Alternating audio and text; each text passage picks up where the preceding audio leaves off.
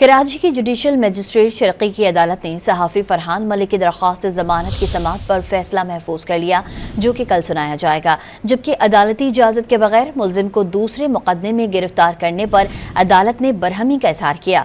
तफसीलात जानते हैं डॉन न्यूज़ के नुमाइंदे शफी बलोच से। जी शफी बलोच, समाअत का मजीद अहवाल बताइएगा। जी फरहान मलिक को चूंकि गुज़श्ता रोज अदालत ने जुडिशल रिमांड पर जेल भेजने का हुक्म दिया था, लेकिन जो है वो अदालती आदेश से निकलने के बाद जो है फरहान मलिक को FIA ने एक और मुकदमे में गिरफ्तार किया, और जिस पर फरहान मलिक के वकील ने अदालत से रुजू किया। और उसमें ये शुबा की गई कि जब एक मुकदमे में फरहान मलिक को जब जुडिशल रिमांड पर जेल भेज दिया गया था और उसके बाद कोई मुकदमा हुए बगैर ही फरहान मलिक को दोबारा FIA ने तहवील में लिया, जो कि गैर कानूनी अमल है। इस पर अदालत ने सख्त बरहमी का इजहार किया और अदालत ने कहा कि अदालत को इंटीमेट किए बगैर किस तरह किसी एक मुलजिम को दूसरे मुकदमे में गिरफ्तार किया जा सकता है।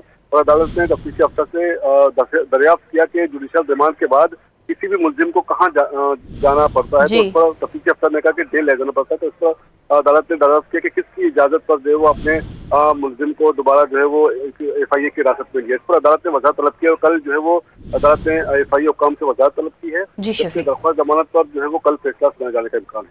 शफी बलोच अपडेट कर रहे थे, आपका बहुत शुक्रिया।